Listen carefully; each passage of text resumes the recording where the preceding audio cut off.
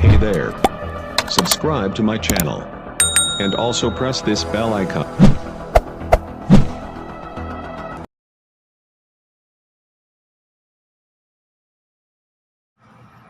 Okay, இப்போ வந்து நம்ம வந்து சேடில் ஸ்டே மாட்ட போகிறோம். ஸோ அதுக்கு நான் வந்து இந்த இடத்துல 2 ஸ்க்ரூ போடணும். அண்ட் இதில் வந்து ஃபுட்டஸ்டோட இதில் ஒரு லிங்க். ஸோ இதில் ஒரு பின் இருக்கும். ஸோ அந்த பின்னை ரிமூவ் பண்ணிவிட்டு நம்ம வந்து இதை எடுத்து இது வந்து ஸ்க்ரூ மட்டும் மாற்றுற மாதிரி இருக்கும். சரிங்களா? ஸோ வந்து இங்கே 2 சப்போர்ட்டு அண்ட் இதில் வந்து ஃபுல்லாக இதில் ஒரு சப்போர்ட் வரும். ஸோ இதுதான் வந்து பேக் சைடில் மாட்டுற கிளாம்ப். இது வந்து எல் கிளாம்ப் இது. ஓகேங்களா?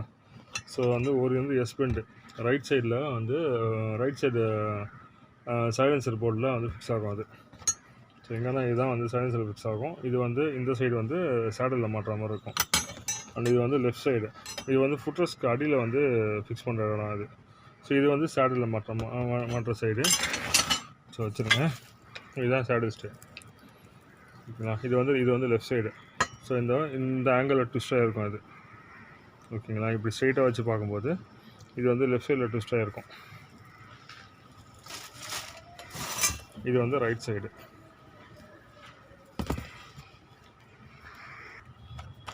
எனக்கு பேக்கெட்டில் வந்து எல்லாத்தையும் வந்து இந்த மட்டும் ஒரு பாக்ஸில் போட்டு வச்சுருக்கேன். ஓகேங்களா? நமக்கு எது இப்போ இதில் யூஸ் ஆகும்னா நிறைய ஐட்டம்ஸ் வந்து வாங்கியிருந்தப்போ வந்துச்சு. ஸோ இது வந்து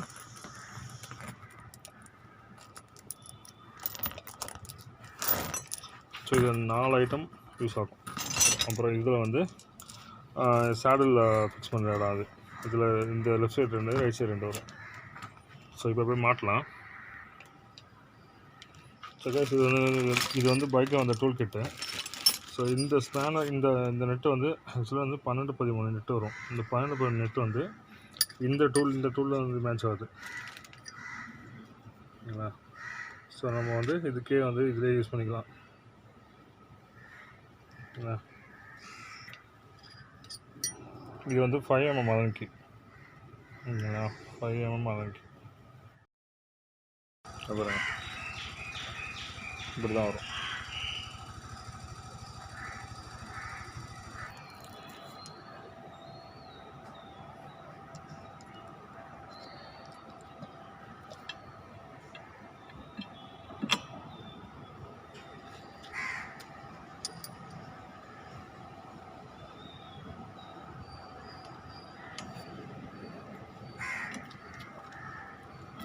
இதை பிடிக்க யாரும் இல்லையா, அதனால் தனியாக தான் மாட்டுறேன்.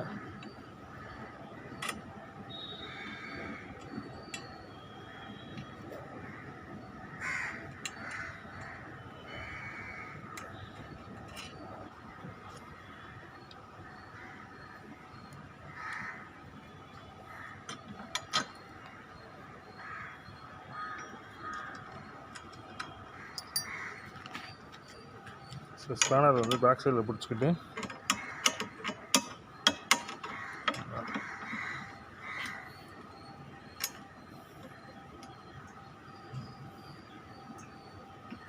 ஸோ ஃபுல் டைட் பண்ண வேண்டாம்.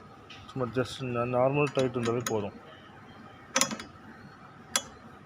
ஏன்னா எல்லாத்தையும் மாட்டிட்டு நம்ம அதுக்கப்புறம் வந்து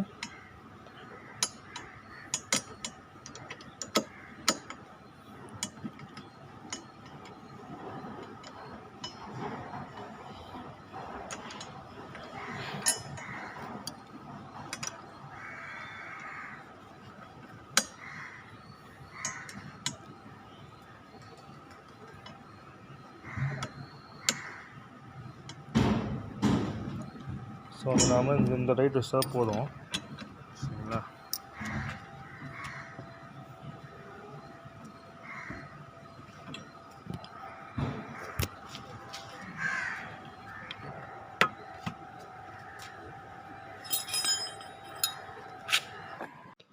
கைஸ் இப்போ வந்து ரைட் சைடு முடிச்சாச்சு.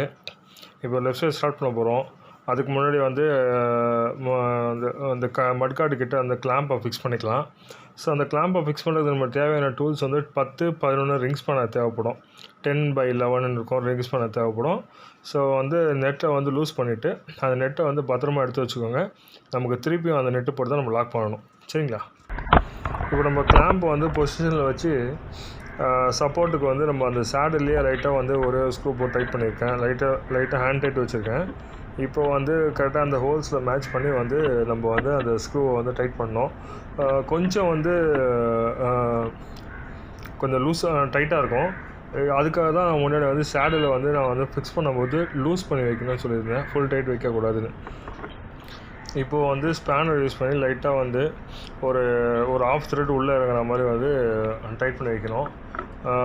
எல்லாமே நம்ம கரெக்டாக ஃபிக்ஸ் பண்ணிவிட்டு நம்ம அதுக்கப்புறம் வந்து எல்லாமே வந்து ஸ்டெப் பை ஸ்டெப்பாக ஃபுல்லாக வந்து டைட் வைக்கலாம்.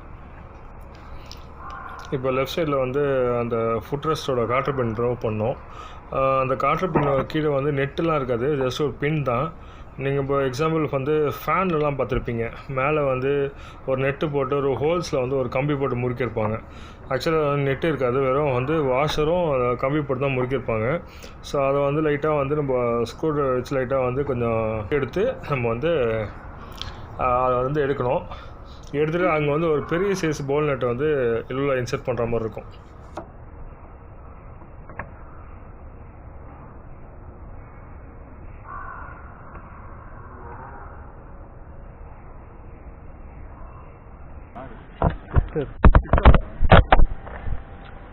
இந்த இடத்துல காட்டினேன், என்ன வேலை செய்யணும் அதை ஜூம் பண்ணி காட்டு. தெரியுதா வீடியோ? வீடியோ தெரியல, மேலே பட்டன் ப்ரெஸ் பண்ணிக்க வீடியோக்கு. இந்த ஸ்க்ரூ எடுத்துகிட்டு வரேன். Actually, this is the technique of putting the stand to the bike.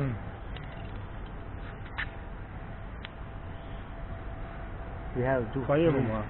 Okay.